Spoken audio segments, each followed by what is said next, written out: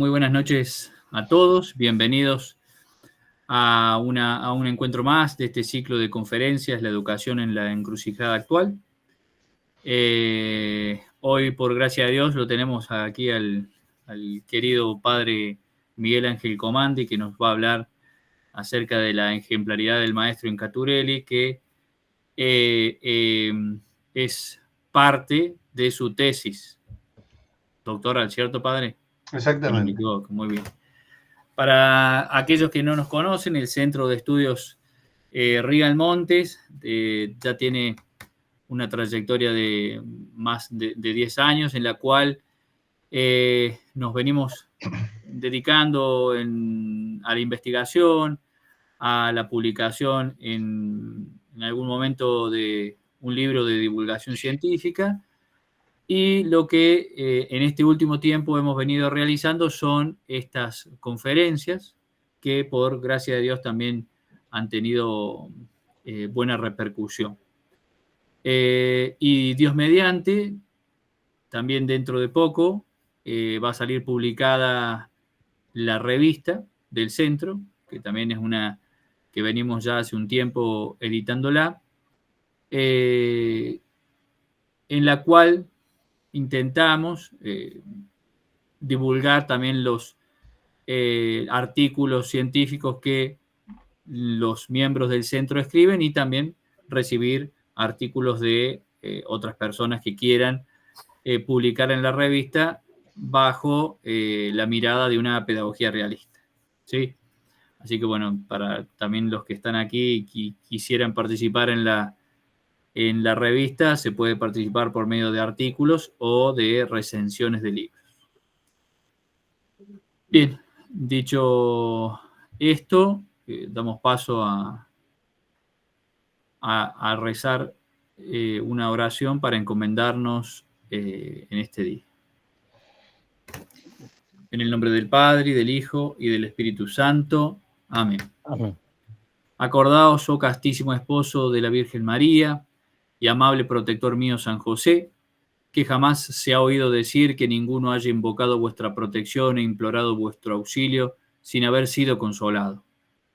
Lleno pues de confianza en vuestro poder, ya que ejercisteis con Jesús el cargo de Padre, vengo a vuestra presencia y me encomiendo a vos con todo fervor. No desechéis mis súplicas, antes bien acogedlas propicio y dignaos acceder a ellas piadosamente. Amén. Glorioso Patriarca San José, ruega por nosotros. Santo Tomás de Aquino, ruega por nosotros. En el nombre del Padre, y del Hijo, y del Espíritu Santo. Amén. Amén. Bien, ahora procederemos a leer el currículum del padre Miguel Ángel Comandi. Muy bien.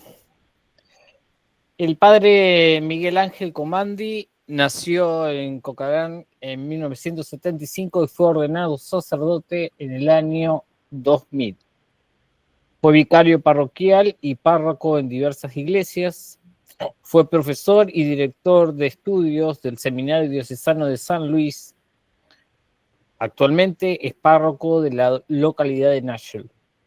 Es profesor de Ciencias Sagradas por el Instituto Mater Dei y licenciado en Educación Religiosa por la Universidad de FASTA.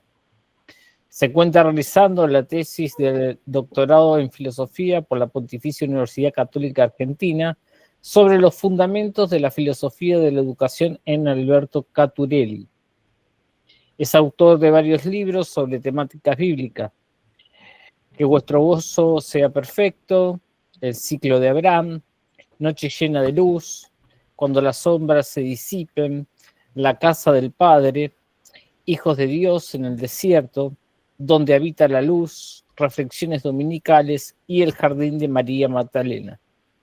En estos libros ha comentado textos bíblicos referentes a Abraham, a San Juan Bautista, a San José, a María Magdalena, a las tentaciones de Cristo en el desierto, a los milagros de la resurrección en los evangelios y a los discípulos de Emaús y a la palabra del Hijo Pródigo, entre otros.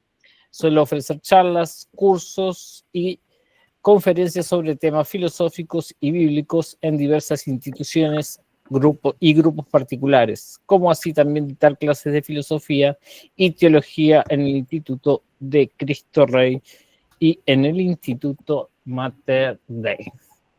Bueno, esta es la presentación del padre, así que ahora somos todos oídos, querido padre. Muchas gracias, Diego. Con Diego somos compañeros del doctorado de filosofía en la UCA, nos encontramos allá, así que, bueno, un gran amigo también, y compartimos nuestra dedicación a Caturelli, cada uno desde su vínculo con Caturelli, y compartimos el director de tesis también. Así que un gusto que esté ahí presente, como todos también los que participan de este encuentro, de esta reflexión. Yo diría más una meditación, una reflexión sobre lo que Caturelli nos dice con respecto a la ejemplaridad del maestro.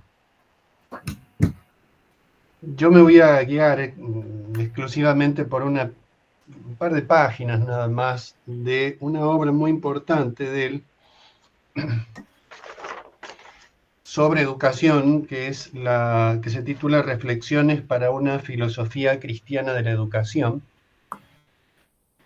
Es una obra que Caturelli escribe en previsión de otra que nunca llegó a redactar, y él mismo en el prólogo lo señala. Son reflexiones, son aproximaciones, son apuntes, recupera algunos artículos previos sobre la temática educativa, y entonces surge allí esta obra que tiene, especialmente en su primera parte, más sistematicidad, y después siempre conservando un eje que vertebra toda la obra, porque vertebra todo el pensamiento de Caturelli. Sin embargo, va alternando algunos otros artículos que él mismo dice no pretende tener una sistematicidad así absoluta. Él quería dedicarle una obra especial al tema de la filosofía de la educación, pero incluso sin haber llegado a redactarla, y ya entrando en este tema precisamente de la ejemplaridad del maestro, toda su vida es esto. O sea, la vida de Caturelli, eso es bueno también en un filósofo del nivel de Caturelli, destacarlo, ¿no? La coherencia que hay entre su pensamiento y su vida. Por eso es lindo cuando uno lo lee cómo se va transparentando en diversos lugares de la obra, se va transparentando su condición magisterial, su condición de educador, casi sin pretenderlo. En algunos casos de manera más explícita, pero casi sin pretenderlo, todo el tiempo está hablando de lo que él está viviendo. Tiene otra obra también muy importante, que se titula La Universidad, su esencia, su vida, su ambiente. Una obra breve, pero esencial. Acá es un poco más largo el desarrollo que hace, más en la educación en general, pero todas las obras de una u otra manera hablan de esto. Pensemos que Caturelli tiene una amplitud muy grande de temáticas, ¿no? Desde la metafísica hasta la historia, el trabajo, la moral o el matrimonial o el matrimonio, la educación, la universidad como un caso particular, obras de corte teológico, el problema del mal, ¿no?, en el hombre, por supuesto filosofía de la historia. Tiene muchos rasgos teológicos también, especialmente en algunas obras más específicamente dedicadas a la teología. Tiene obras que tienen muchísimo que ver con nuestra patria específicamente. Tiene una obra monumental, creo que es única, por lo menos hasta el momento, no sé si hay otra, creo que no, sobre la historia de la filosofía en Argentina, un volumen, por acá andaba, pero esto, como pueden ver, es un caos, Lo que se puede ver ahí atrás es un caos y lo que no se puede ver acá lo prolonga, digamos, de alguna manera. Así que siempre es difícil encontrar algo. Pero digamos, tiene un espectro de reflexiones sobre un montón de temas distintos, pero siempre de alguna manera hay un nexo entre todos. Y uno de esos nexos tiene que ver con lo que vamos a conversar hoy, que es la perfección humana.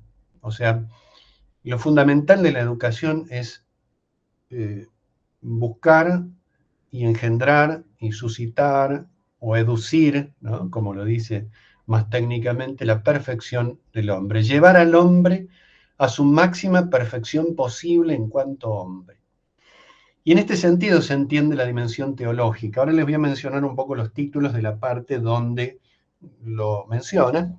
La dimensión teológica, la dimensión sobrenatural, porque tenemos a Jesucristo como verdadero Dios y verdadero hombre.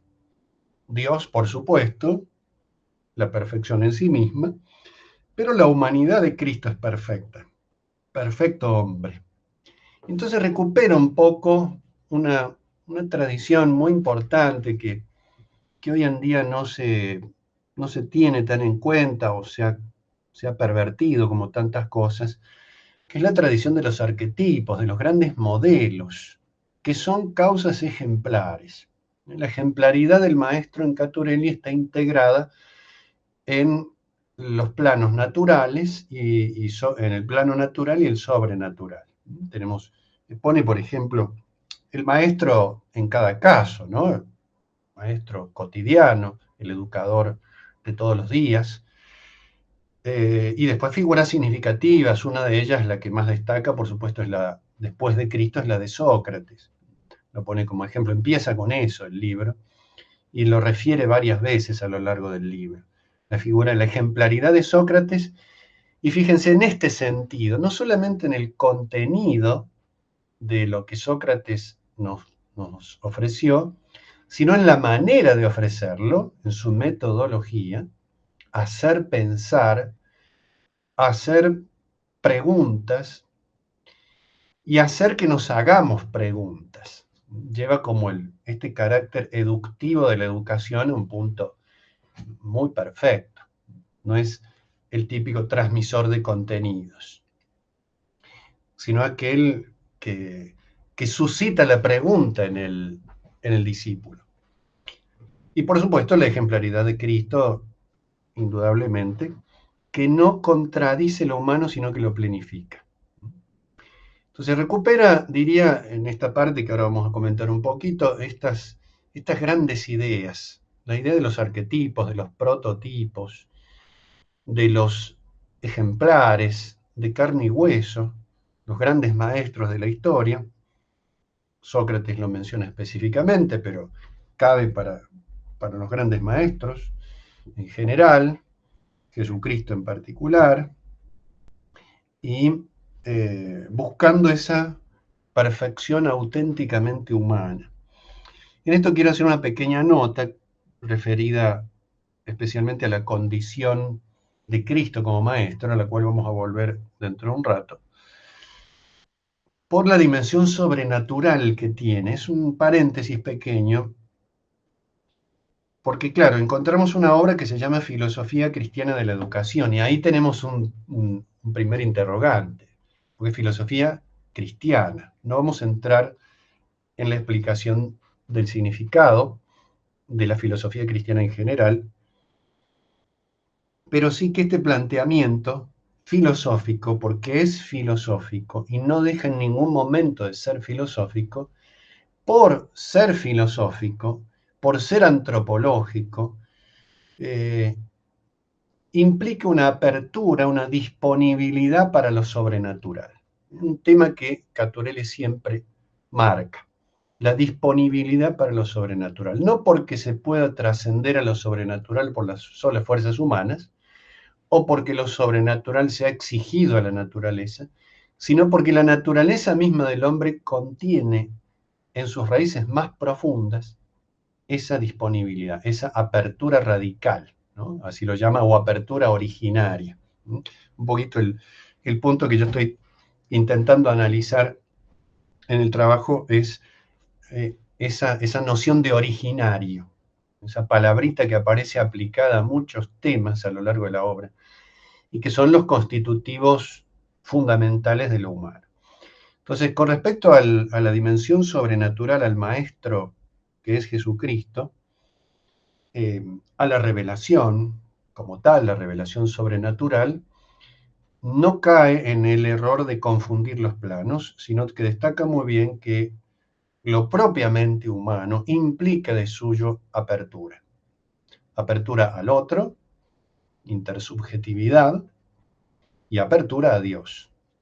Esta apertura a Dios la propone desde la metafísica misma por el tema de la participación del ser. Y esta propuesta de Jesucristo como maestro ejemplar también encausa en una constante, me parece, en estos años que he estado leyendo un poquito más lo de Caturelli, que es una obra inmensa, inabarcable, pero se nota en cada caso, lo dice en otro libro que es La metafísica en el pensamiento occidental, un libro chiquito también,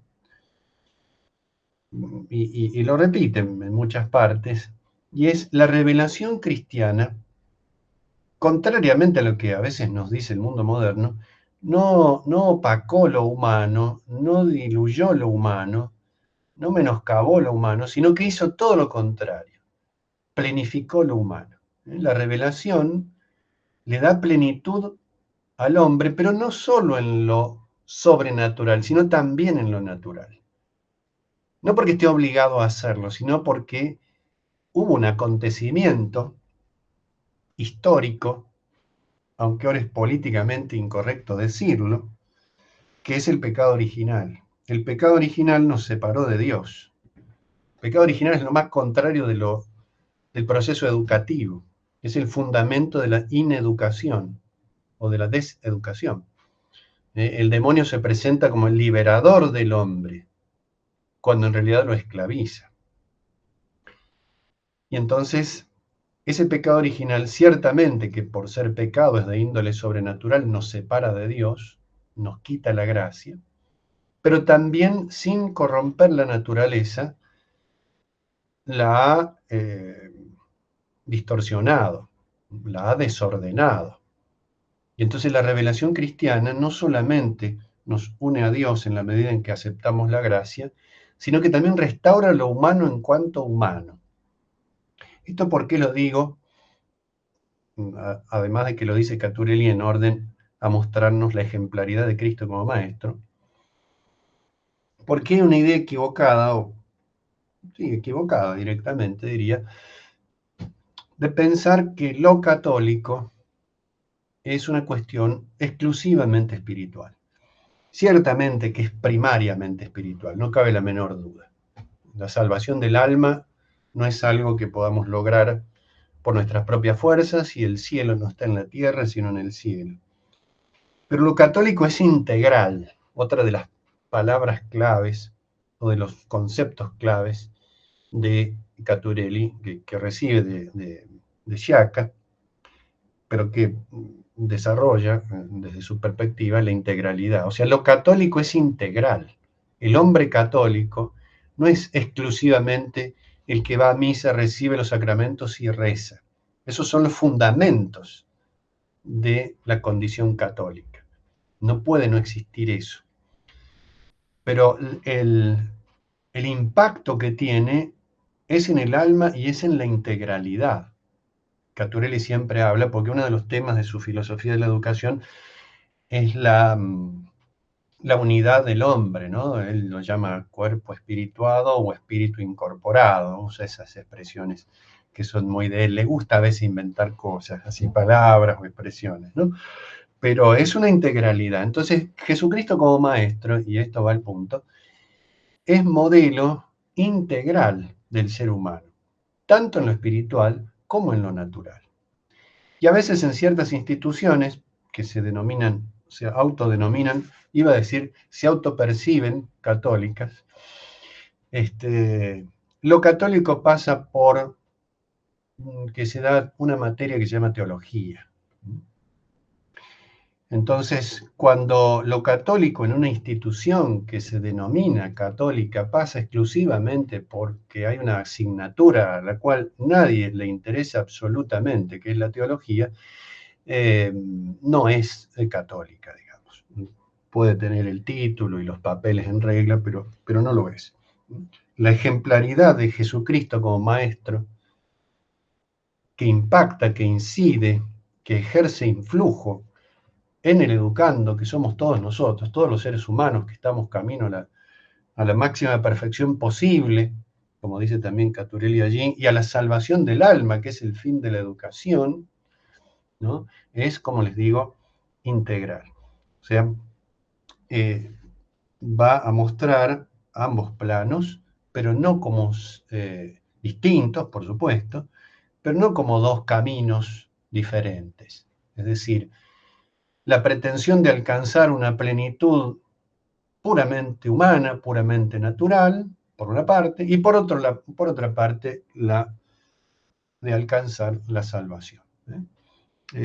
Ha tratado bastante Caturelli el tema del humanismo cristiano, y es muy contundente en esta época ya, sobre que el verdadero humanismo no puede ser sino católico. Claro que esto no se puede decir prácticamente en ningún lado, porque apenas uno lo dice te echan, digamos, ¿no? En tiempos donde todas las religiones dan lo mismo y todos los seres humanos somos iguales. Entonces, Caturelli es un desafío, es un cuestionamiento muy contundente a las falsas y autopercibidas culturas actuales, ¿no? Porque precisamente Jesucristo es el hombre perfecto.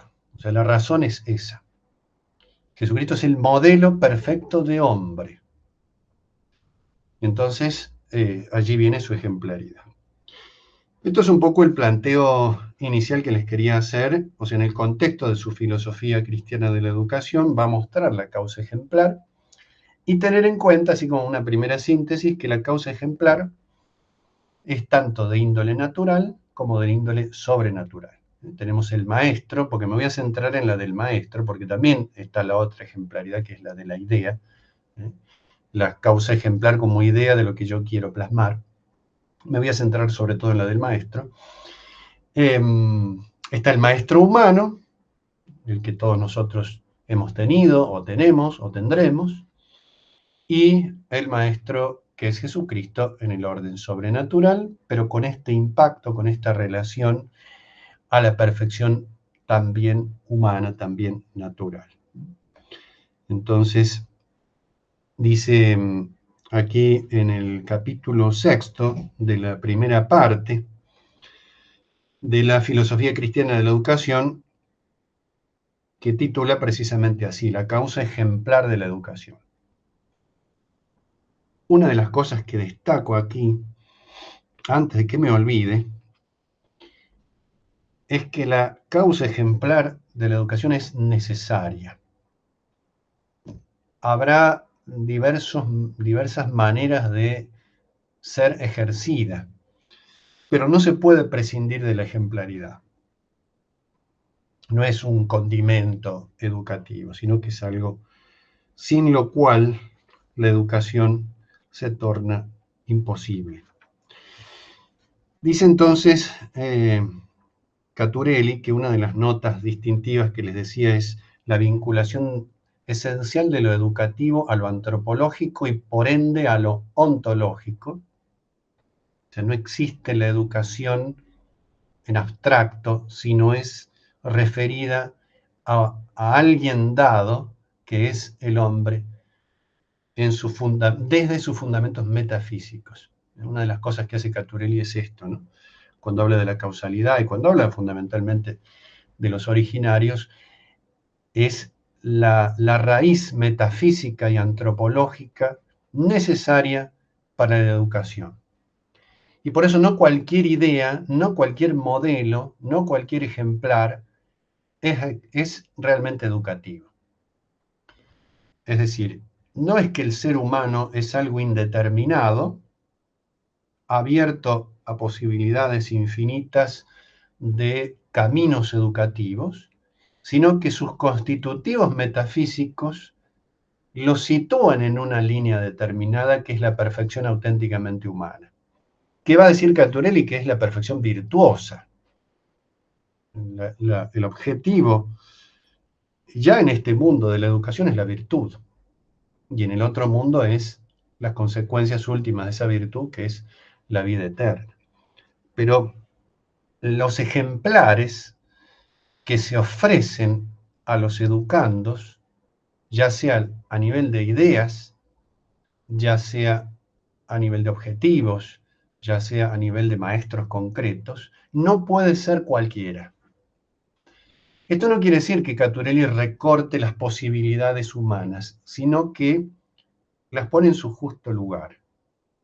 Cuando en la última parte, tiene 3 grandes partes la obra, la última parte es casi la mitad del libro, que se dedica a los aspectos críticos.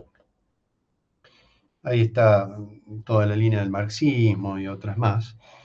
En esa última parte va también a tocar un poco esto, porque hay ideales o personas concretas que se presentan como ejemplares del hombre auténticamente educado y que son discordes con la estructura ontológica y antropológica dada del ser humano, y por eso no funciona y se vuelve antieducativo.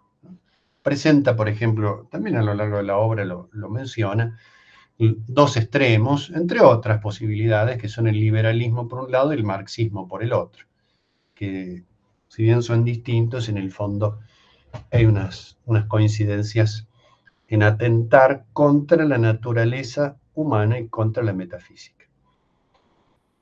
Entonces, no cualquier modelo es educativo.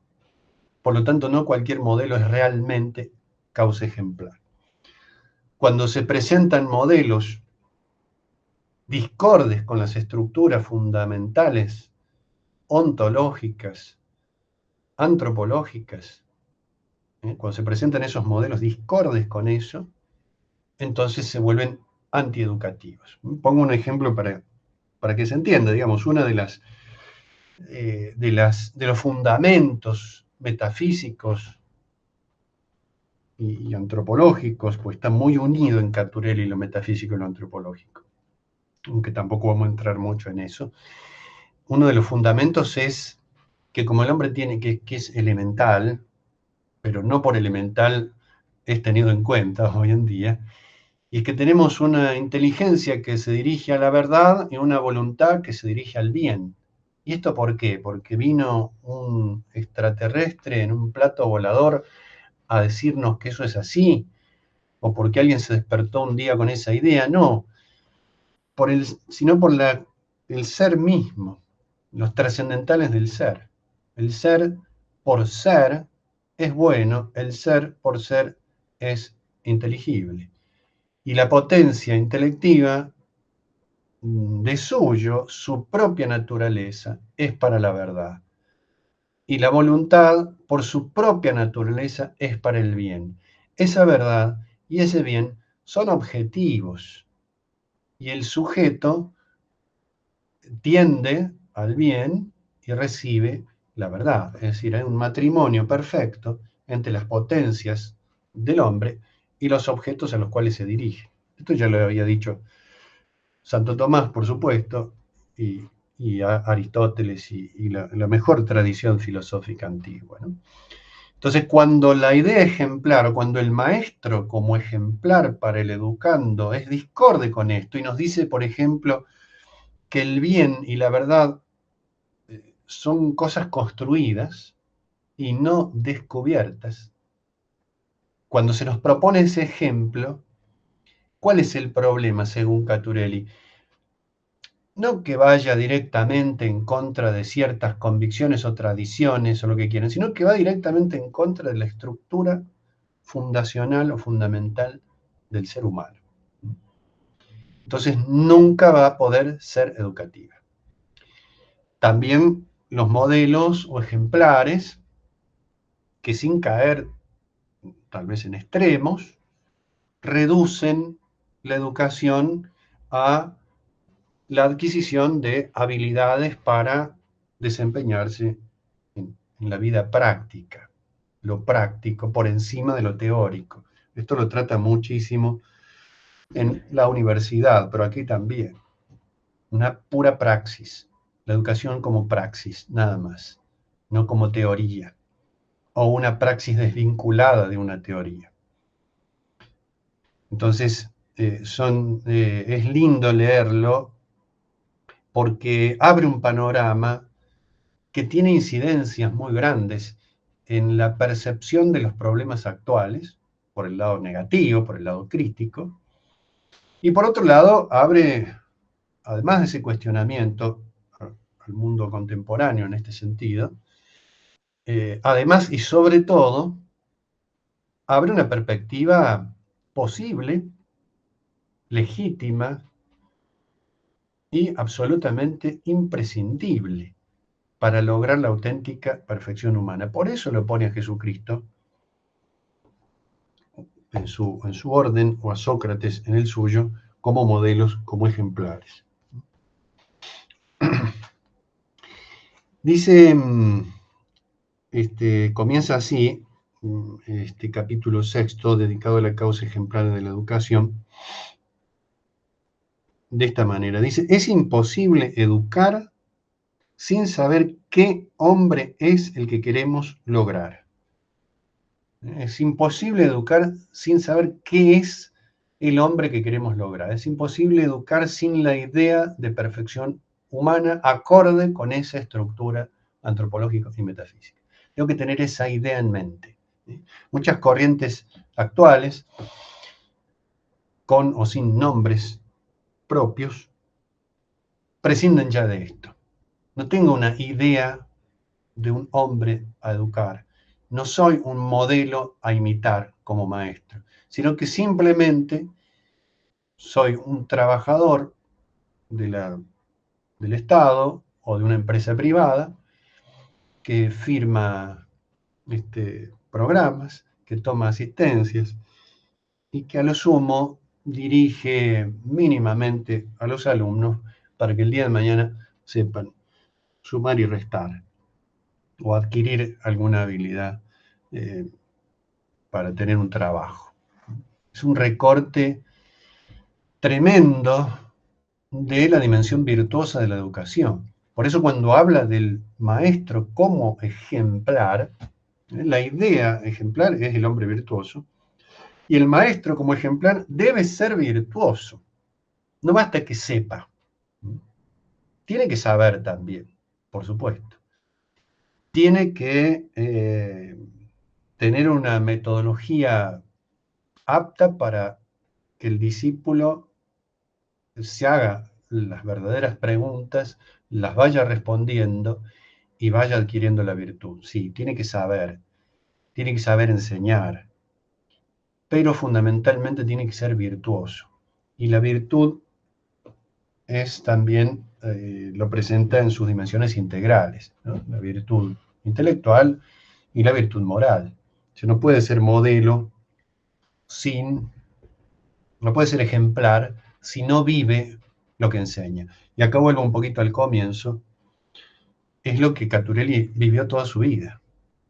Tiene un librito interesante que es su autobiografía, que se llama La historia interior, donde esto está todo el tiempo, ¿no?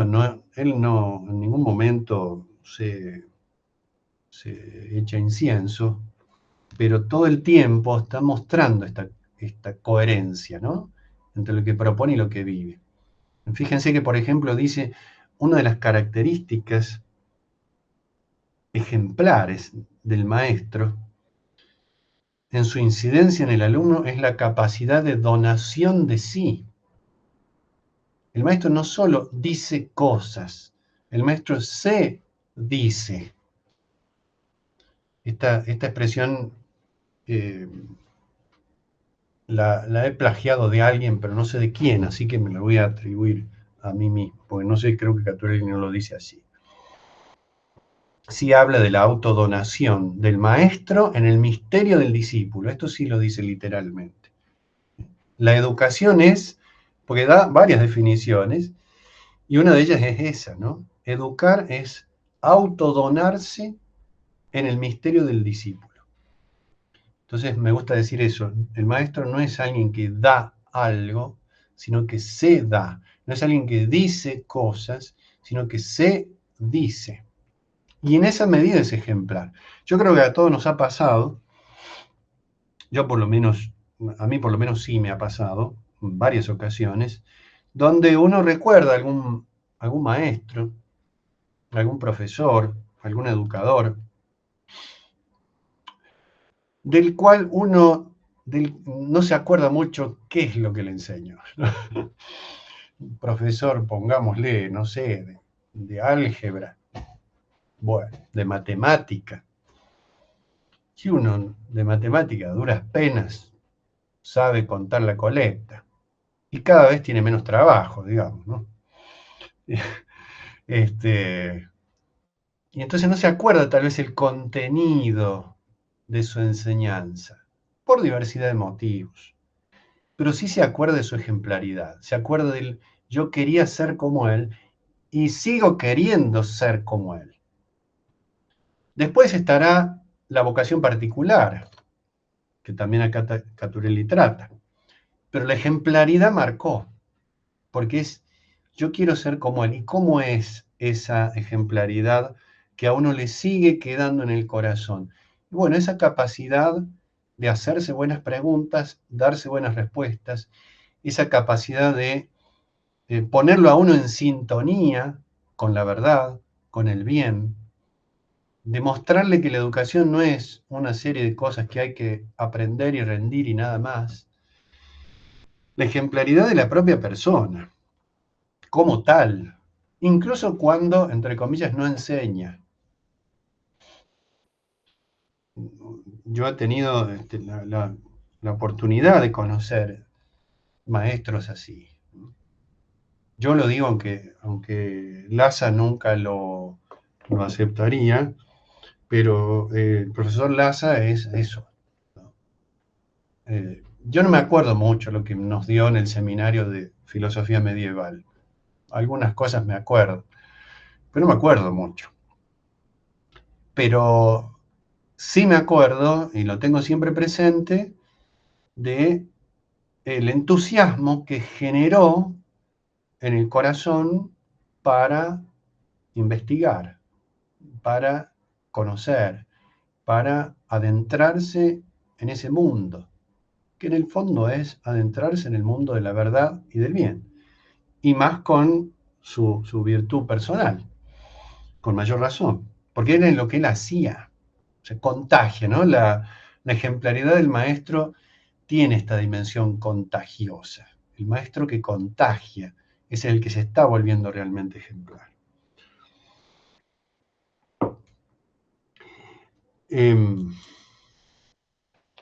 Bueno, como siempre me voy yo del plan trazado, pero ustedes sabrán disculpar.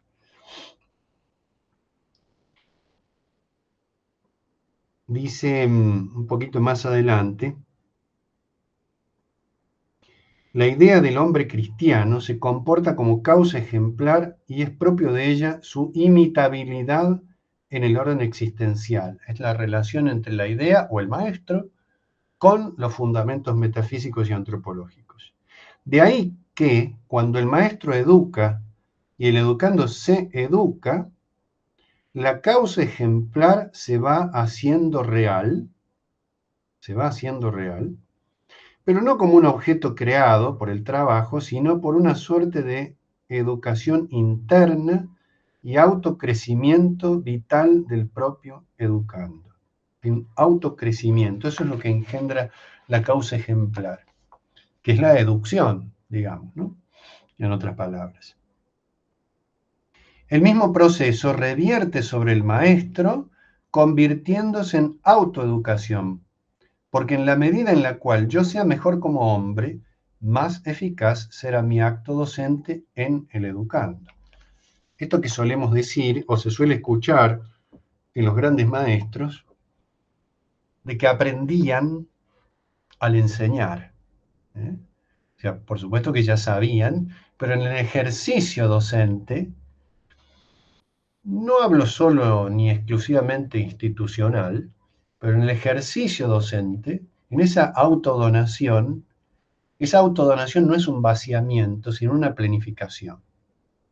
La autodonación del maestro en el misterio del discípulo no es un vaciamiento, sino que es una plenitud. Por eso dice, revierte en autoeducación. En la medida en que el educador educa, se educa, porque educar es crecer en perfección auténticamente humana, y Caturelli dice una y otra vez que es un proceso sin fin, es un proceso ad infinitum, que dura toda la vida y cuyo fin es el fin último. No tiene fin temporal, dice Caturelli. O sea, el fin temporal es la muerte, como en cuanto al tiempo, ¿no? Pero dura toda la vida. No hay un punto donde uno diga, bueno, ya está, mi proceso educativo está terminado. No, es toda la vida. Entonces, habla de la idea de educación, habla de la ejemplaridad del maestro. Dice, aunque el maestro sea causa eficiente coadyuvante de la educación, porque es causa eficiente, pero la causa eficiente principal es el propio educando, para que lo sea eficazmente debe ser también ejemplar. Fíjense cómo incide la condición de ejemplaridad con la causalidad eficiente.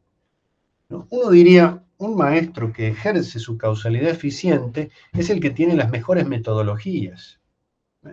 Caturelli no está opuesto a las metodologías, al contrario, sí al metodologismo, que es otro problema, que es el vicio de las metodologías, que también creo que abundan en nuestros tiempos. Pero dice, esa eficacia del maestro, sería una buena pregunta para hacerse. Yo leo acá la respuesta que da él. ¿En qué radica la eficacia del maestro? Y uno diría, tal vez directamente, en su metodología. Uno diría en que le paguen un buen sueldo. Uno diría en el contexto de una institución buena. Todo eso ayuda, no lo vamos a negar, sin dudas. Pero Caturelli va más allá. No se queda en las coyunturas que ayudan.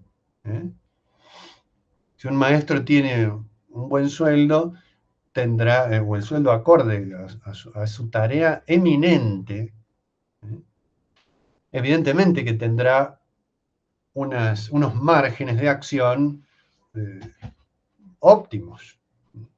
Por acá hay profesores de escuela y de universidad que por ahí tienen que dar clase en 4 escuelas y en 3 universidades para llegar a fin de mes. Y entonces, obviamente que el ejercicio magisterial se resiente. Y eso no es casual, eso está buscado. Para que la gente no se eduque, para que la gente no alcance la virtud. Y al no alcanzar la virtud, sea llevada y traída por los poderosos de este mundo sin mayor resistencia. Eso es más que evidente. Pero la eficacia, dice Caturelli, del maestro, radica fundamentalmente en su ejemplaridad. Son dos causas de distinto orden, pero relacionadas en torno a ese efecto. Dice, aunque el maestro sea causa eficiente coadyuvante, para que lo sea eficazmente, debe ser también ejemplar. Ejemplar para el educando. O sea, el maestro virtuoso, en todo el sentido de la palabra, es más eficiente. Para que el maestro sea ejemplar para el educando, debe serlo objetivamente. Debe ser prototipo. Prototipo, una palabra extraordinaria como arquetipo, muy similar, es el primer tipo, es el primer modelo, ¿no? El tipo, bueno, ahora las tipografías, ¿no? Ahora ya la máquina de escribir ha pasado de moda, pero el tipo era lo que estaba dibujado en las imprentas, ¿no? Lo que estaba fundido en el metal para ser aplicado en la hoja con la tinta. Entonces hay similitud entre el tipo y la impresión. El prototipo es el primero. Primero no en sentido cronológico, sino en prioridad de naturaleza. Es el ejemplar por excelencia, diríamos. El arquetipo, ¿no? El arjé, el primer principio de los griegos. El tipo, la ejemplaridad, arjé, es decir, primaria, principal, fundamental. Para que sea, entonces, ejemplar para el educando, debe ser prototipo. Y acá viene algo muy, muy lindo también. Y esto porque el maestro, cuando coadyuva a la educación de las formas perfectivas en el educando, que están en potencia, acá apela mucho a la filosofía tradicional, ¿no? Como la educación como acto de educir, de llevar a plenitud las potencialidades. En la educación como sacar más que como poner, ¿no? Por resumirlo de alguna manera. Habla del maestro como un escultor también. Esa famosa anécdota de Miguel Ángel, ¿no? ¿Cómo hace para esculpir tan bien? Y de la piedra, del bloque de mármol, es fácil, hay que sacar lo que sobra, dice. Bueno, se ve que no era tan fácil, ¿no? Pero esculpir, o la obra artesanal, la obra de arte, no es solo una imposición, sino una educción también de las potencialidades de la materia sobre la cual se realiza la obra de arte. Podemos decir perfectamente conforme con Caturelli que la educación, educar, es una obra fundamentalmente artesanal. La distingue totalmente del trabajo, del mero trabajo. Es una obra artesanal. Y dice, el maestro cuando coadyuva a la educación de las formas perfectivas en el educando, y perdonen las interrupciones, pero son cosas que se me ocurren, una obra de arte no sobre una materia inerte. Fíjense, uno admira a los grandes artistas. Uno escucha la novena sinfonía de Beethoven y dice, ¿cómo será el alma de Beethoven para componer semejante belleza? Uno ve un cuadro de Rembrandt, del Hijo Pródigo, ¿no? O uno ve, no sé, la Santísima Trinidad, el ícono de Rublev, o una arquitectura, o una pintura, ¿no? O una fotografía, o una literatura. Y viendo esa obra, remite a su autor, al artesano, al artista. Y es admirable. Pero en todos esos casos, el ejercicio artesanal es sobre una materia que no es racional, ¿no? Sobre los sonidos, sobre los colores, sobre los materiales. Y imagínense el nivel de perfección artística que debe poseer el maestro, porque está haciendo de su discípulo una obra de arte. En su discípulo, y más aún, haciendo que el propio discípulo la haga. Se haga obra de arte por ese influjo ejemplar. Esto es algo extraordinario. Y es lo que Dios hace con nosotros. Por eso vuelvo a lo mismo de Jesucristo como causa ejemplar. La eficiencia de Jesucristo en la orden sobrenatural en nuestro corazón está necesariamente vinculada a su ejemplaridad. En la escritura, el sabio es el artesano consumado en su arte, y uno de los rasgos de la sabiduría, porque la educación es un ejercicio de sabiduría. Acá dice que es un ejercicio de contemplación fundamentalmente, ¿no? Es un desafío al mundo actual. Por eso nadie lo quiere ya, nadie lo lee, nadie lo tiene en cuenta, ¿no? Hay que recuperarlo. Nadie lo escucha, o pocos, ¿no? En la Biblia, la sabiduría por excelencia era hacer de la propia vida una obra de arte agradable a Dios. Que la vida sea agradable a Dios. Que la vida sea agradable a Dios es una obra de arte máxima y refleja la verdadera sabiduría. Y ya los sabios israelitas se dieron cuenta, como es obvio, de que para el hombre eso es imposible. No puedo hacer de mi vida una obra de arte agradable a Dios, nada menos. Nosotros pintemos un cuadro como podamos y pidámosle a un artista consumado que lo analice y bueno, nos va a tener piedad, ciertamente. No podemos hacer de nuestra propia vida una obra de arte consumada. Pero Dios sí. Y por eso Dios es el supremo artista. Por eso a Jesucristo lo llamaban maestro. Una denominación digna de estudio. Me voy un poco de lo de Caturelli, pero está implicado cuando dice Cristo como prototipo absoluto. En el punto siguiente dice, nadie como el maestro conoce sus limitaciones y cierta imposibilidad siempre presente de ser totalmente ejemplar con aquello que enseña. Ya por su propia finitud, yo por la condición herida por el pecado, que se interponen entre él y lo que él mismo debe llegar a ser. Entonces, el propio maestro advierte que su ejemplaridad es limitada. Pero la de Jesucristo no. La de Jesucristo es perfecta. Y no es casual que Jesucristo en el Evangelio se lo denomine muchas veces maestro. Y que Jesucristo esté enseñando todo el tiempo, de maneras muy, muy particulares. Aunque incluso cuando no nos damos cuenta. Yo quería ponerles un caso.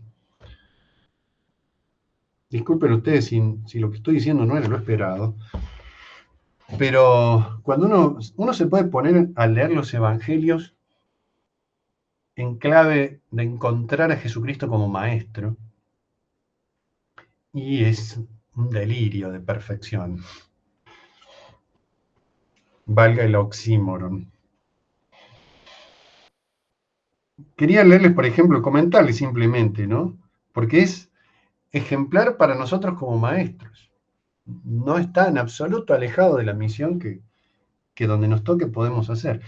Por ejemplo, en el capítulo 3 de San Juan, la conversación con Nicodemo, Nicodemo viene a ser el discípulo y Jesucristo viene a ser el maestro. Pero no es cualquier discípulo. Es un discípulo que a su vez es maestro. Entonces comienza por ser un diálogo entre maestros y se convierte en una relación maestro-discípulo. Nicodemo va a verlo a Jesús, va de noche, para que no lo vean, prudencialmente. Fíjense que ya está acá incoado en el discípulo la actitud receptiva. Mientras todos los fariseos, Nicodemo era miembro del Sanedrín, mientras todos los fariseos rechazaban a Cristo, y si los fariseos veían que alguien iba a Cristo, lo bardeaban, perdón el término, pero es el que se me ocurre, ¿no? Lo rechazaban, lo excomulgaban, ¿no? Si un fariseo iba a verlo a Cristo para preguntarle en serio, corría peligro su estatus. Entonces Nicodemo, con prudencia y desafiando, sin duda, esa cuestión, le interesaba Jesucristo, le interesaba ese maestro. O sea, ya había una disposición para recibir la ejemplaridad de Cristo. Por eso va de noche. Ciertamente, para tomar las precauciones del caso con respecto a los fariseos, pero si no hubiera visto algo en Cristo, no hubiera ido ni siquiera. Vio algo. Jesucristo no le había dicho nada directamente, aparece recién acá. Lo habrá escuchado en las discusiones con los fariseos, mientras los otros fariseos lo criticaban, habrá escuchado. Lo habrá visto. Nadie habló como este hombre, dicen, una vez que lo mandaron a meter preso a Cristo. Y no lo pudieron traer, ¿no? Y el Sanedrín le pregunta, ¿pero cómo no lo trajeron? Y porque nadie nunca habló como él, le dicen los soldados. Entonces Nicodemo, ahí lo pongo como ejemplo de lo que Caturelli dice de Jesucristo como maestro. ¿Por qué pongo este ejemplo? Porque a veces cuando se nos dice Jesucristo es el maestro ejemplar, queda solo en una estampita, ¿no? Este es el divino maestro. Entonces Jesucristo como maestro, sí, le rezamos por nuestros alumnos, le rezamos por nosotros para que seamos buenos maestros, y a veces puede no trascender más de ahí. Pero acá tenemos ejemplos reales. Rabí le dice, maestra, más aún rabí como maestro, o raboní, que era la forma más perfecta, así lo llama Magdalena a Cristo, raboní, mi maestro, mi maestro. Rabí viene de rab, que significa grande.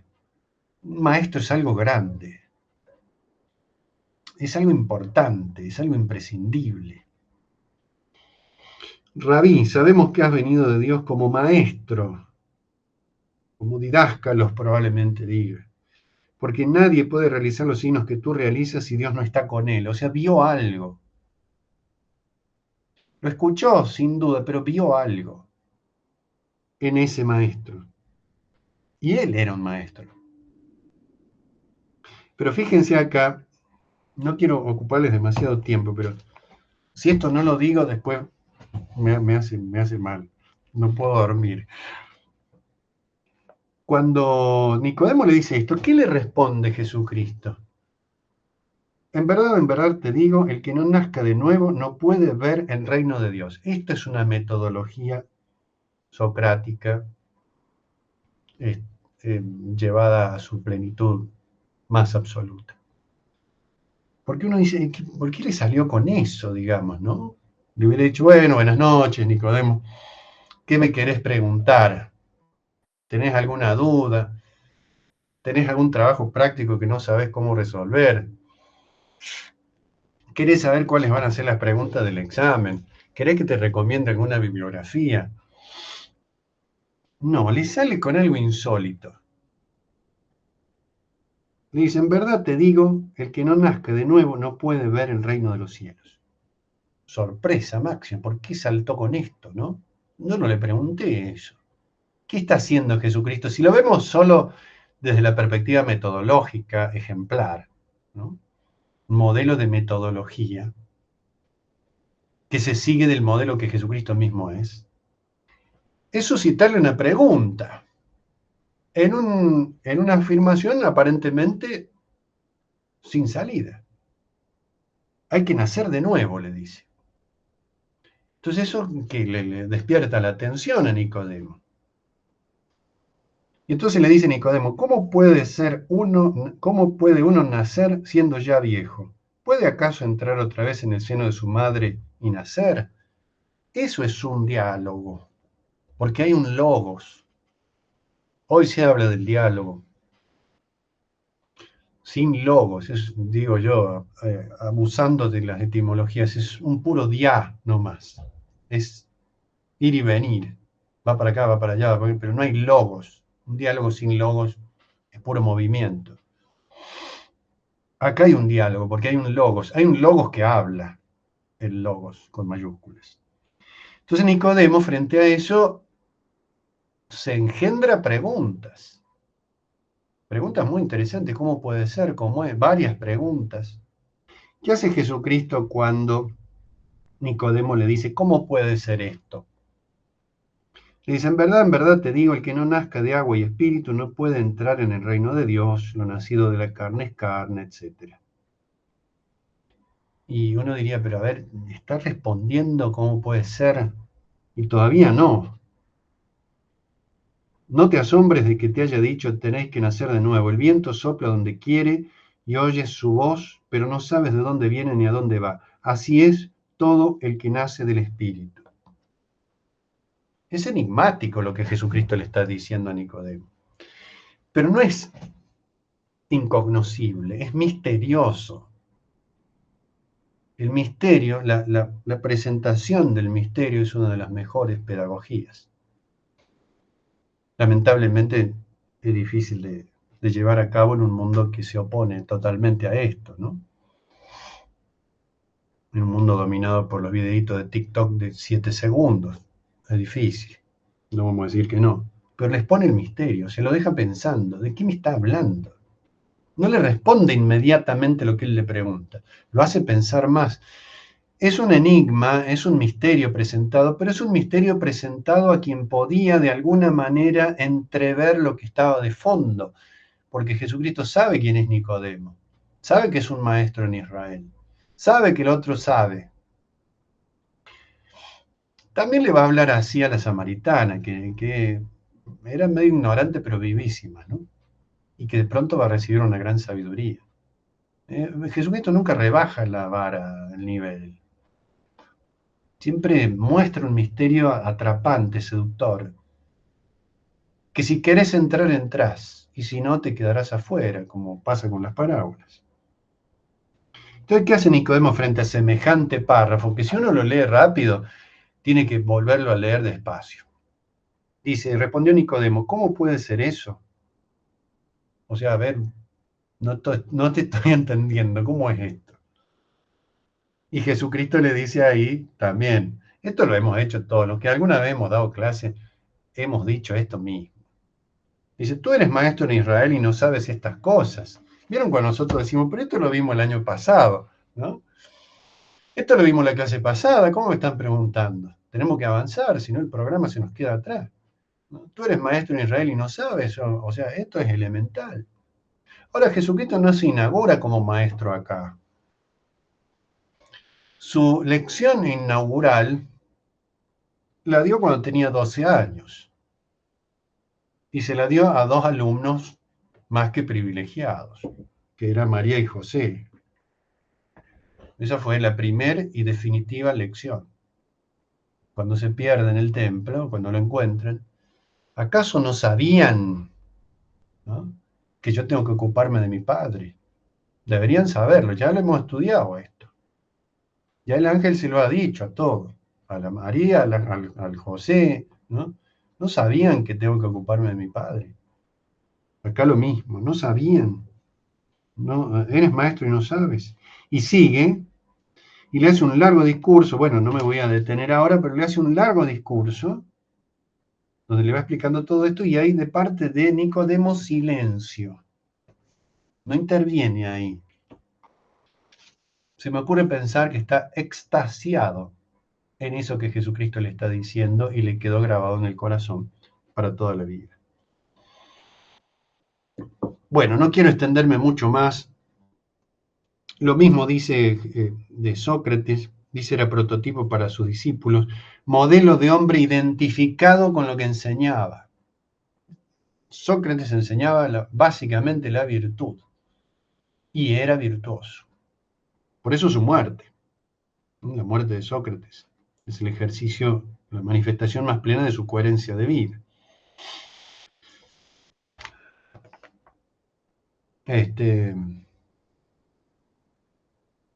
Bueno, entonces, como pequeña síntesis del caos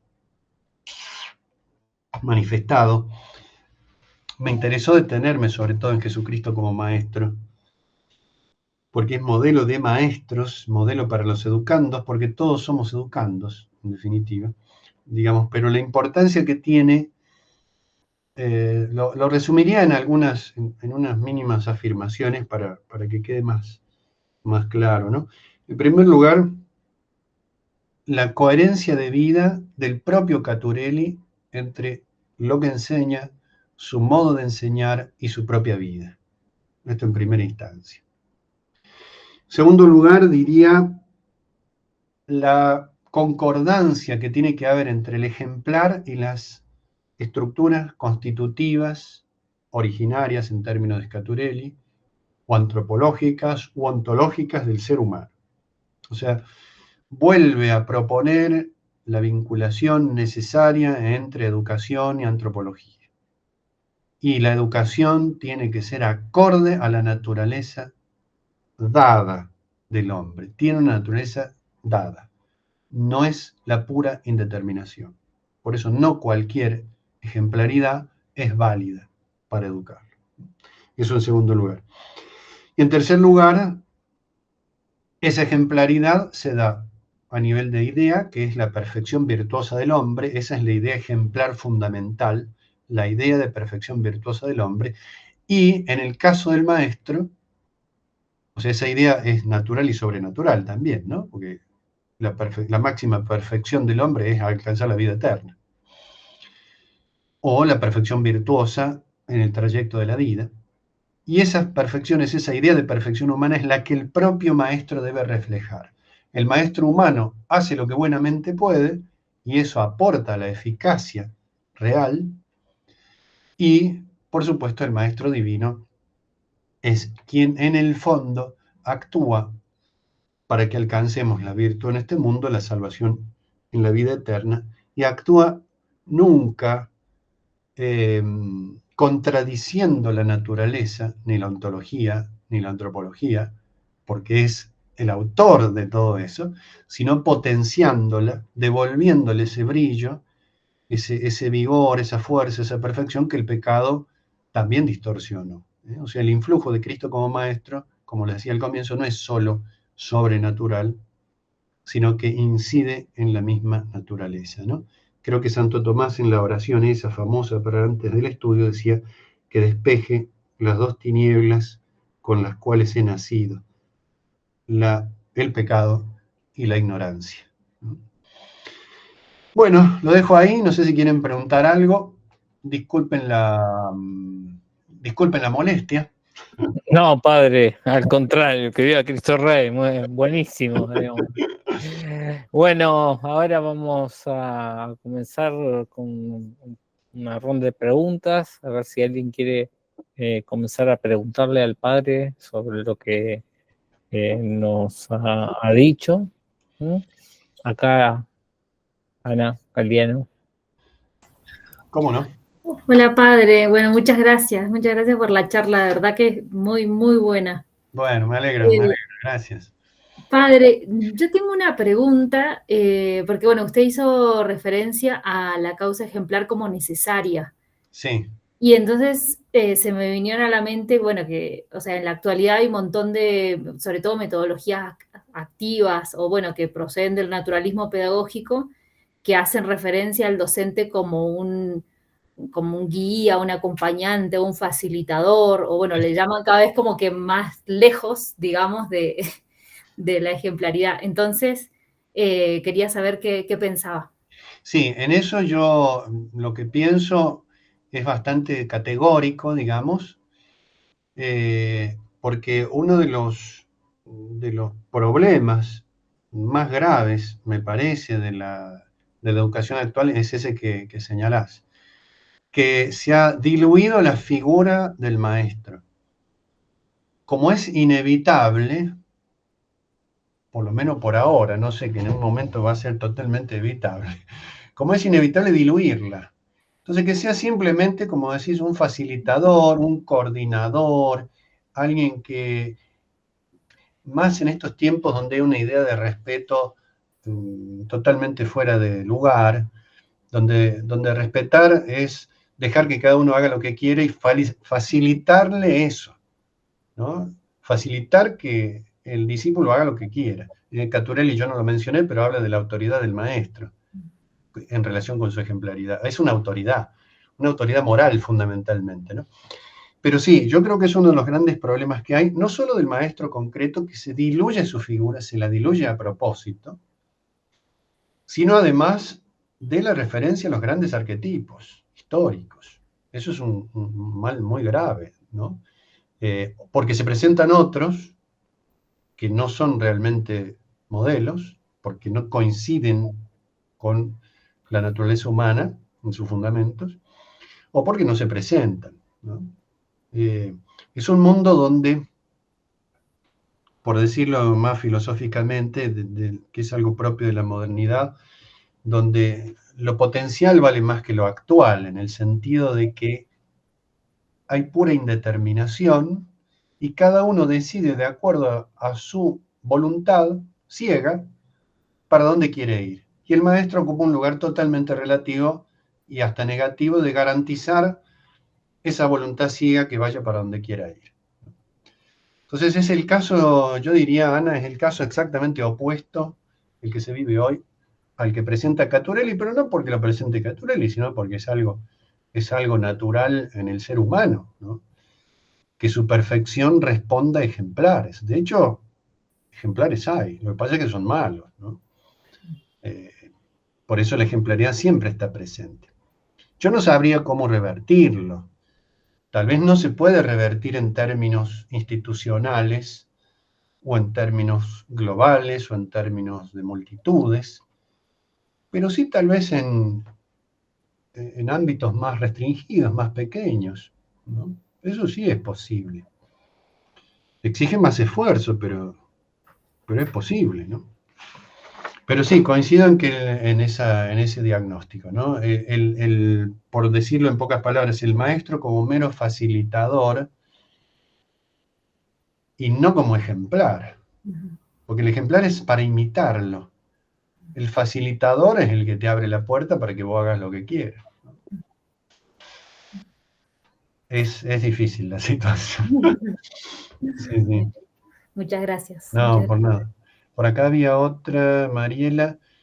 Sí, en el aula, supongo que yo, aula, algo podemos cambiar. Sí, sí, claro, sí. Yo creo que sí. Porque los hay. Uno se los encuentra. Yo les digo, hablo desde mi ignorancia, digamos, desde mi ignorancia en experiencia, porque yo en los lugares donde he dado clases han sido todos súper geniales, digamos, ¿no? Entonces, no ha habido problemas. Pero a veces uno ve los profesores en las escuelas, en las universidades, ustedes mismos que dan clase y no sé cómo hacen, ¿no? Para mí son ejemplares por el solo hecho de no pegar el portazo. Siempre cuento yo mi única experiencia y logran cosas, aunque ustedes no se den cuenta. Mi única experiencia, 2 clases que di en la Católica de acá de Cuyo, en San Luis, 2 clases di que eran de teología en la carrera de abogacía o una cosa por el estilo. 2 clases, eran clases de 80 minutos cada una. Mi primer clase ahí, es mi única experiencia de docencia universitaria, mi primer clase ahí duró 15 minutos y la segunda duró unos 8 o 9 minutos. Empecé y como vi que no había auditorio, estaban los chicos en el aula, pero no había auditorio racional en el ejercicio de sus facultades. Entonces digo, para hablar solo le hablo al gato, si la michina mía me escucha más, me presta más atención. Entonces a los 10, 15 minutos digo, hago la pregunta, ¿se puede terminar antes la clase? Le pregunto a los tipos. Ahí se despertaron todos, sí, por supuesto. Bueno, listo, nos vemos mañana. Y al otro día yo no quería ir, porque para hablarle a la pared. Pero bueno, tuve que ir lo mismo y duró mucho menos, ¿no? Porque pasó lo mismo, entonces. Me fui, o sea, pegué el portazo y me fui. Tengo un montón de formas de perder el tiempo, mucho mejores. Pero bueno, ustedes son un poco héroes en eso, porque yo creo que la cuestión del maestro de la ejemplaridad del maestro es sembrar hoy en día y en algún momento dará su fruto, ¿no? Así que algo se puede hacer, no quiero ser ni optimista ni pesimista. Algo se puede hacer, ciertamente, algo queda. Así a nivel de un curso en un aula de gente que no tiene el menor interés en nada. A veces el interés se despierta, ¿no? A veces se despierta ahí, a veces después, a veces se queda pensando. Pasa que hay un fenómeno, disculpen que me extienda, hay un fenómeno no solo a nivel de los profesores, sino de los discípulos, de los alumnos, mucho más básico. O sea, eso que decía yo de Nicodemo, vio algo y quiso ver más. Bueno, en los alumnos, en gran medida, ustedes lo sabrán mejor que yo, ya ni siquiera ven algo. O sea, no quieren estar ahí. Están porque hay que estar. Nos pasa con los chicos de catecismo. No quieren estar. Ni los padres quieren que estén, ni ellos quieren estar. Y yo les pregunté para qué los mandan y no me supieron responder. En reunión de padres de hora de confirmación, le digo, ¿para qué los mandaron a los chicos a catecismo durante 4 años? Y hubo silencio, eran 40 padres. Silencio hubo. Nadie sabía o nadie quiso decir para qué lo... Y eso que le puse toda la onda a la charla, pero hay cosas que cada vez las entiendo menos.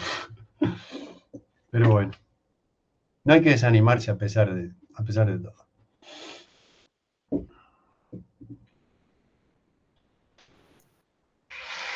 Bien. ¿Alguna otra pregunta? Sí. Bueno, pregunto yo.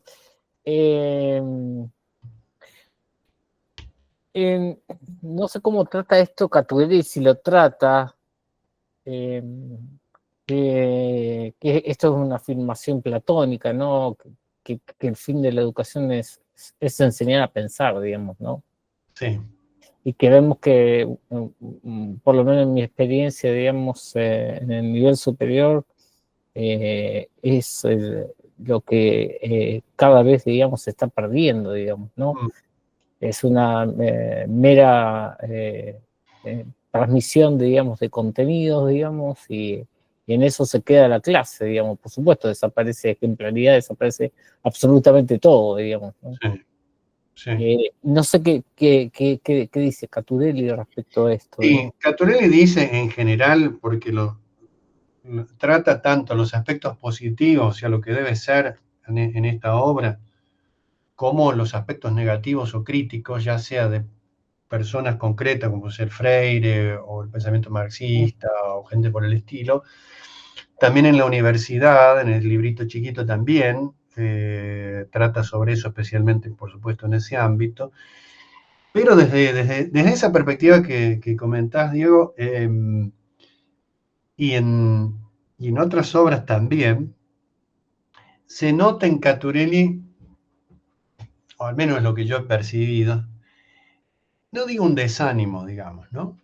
Pero sí una percepción clara de la decadencia en la cual se vive y de, en cierto sentido, lo irremediable de la misma, sin caer en el pesimismo. Porque pesimismo sería decir que es irremediable cuando tiene remedio. Decir que es irremediable cuando no lo tiene es la verdad pura, ¿no? Como decía, creo, esa famosa frase de Castellani, que no hay que reformar la educación argentina porque no tiene forma. Porque nunca tuvo forma, entonces ¿cómo la va a reformar? ¿Cómo voy a restaurar algo que nunca existió? Entonces, algo así está en Caturelli, no está tal vez descrito en una parte concreta, pero sí lo ves cada tanto. Hay insisto, no es un desánimo ni un pesimismo, sino una descripción clara de que a lo largo de estos últimos años, o sí, de la Ilustración en adelante, diría, la Ilustración que fue el siglo más oscuro, aunque se llama de la luz, ha ido deteriorando las capacidades elementales, se ha ido perdiendo la percepción clara de la naturaleza humana, entonces se vuelve como o irremediable en la mayor parte de los casos, o sumamente difícil.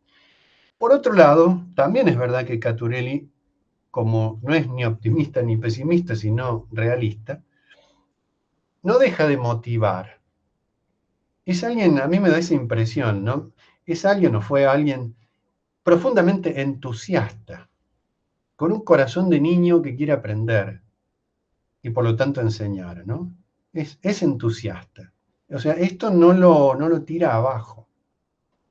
Tal vez no se dará, porque dice, por ejemplo, cuando habla de las universidades, dice, uno de los grandes problemas de las universidades, no el más importante, es que hay 200 millones de universidades porque son empresas para ganar guita, ¿no?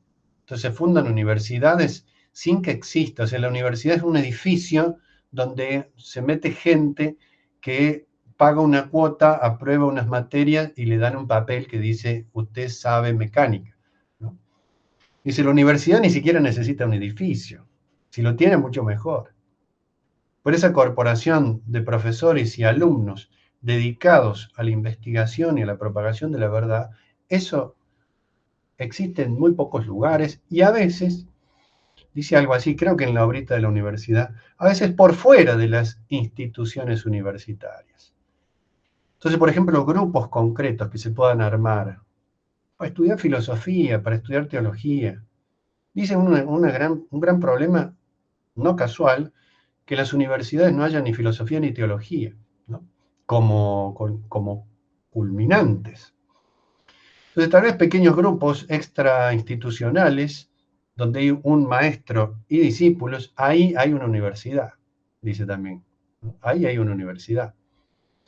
Aunque esa universidad sean 4 tipos, 4 gatos locos, como suele decirse. La hay, y eso ilumina el mundo.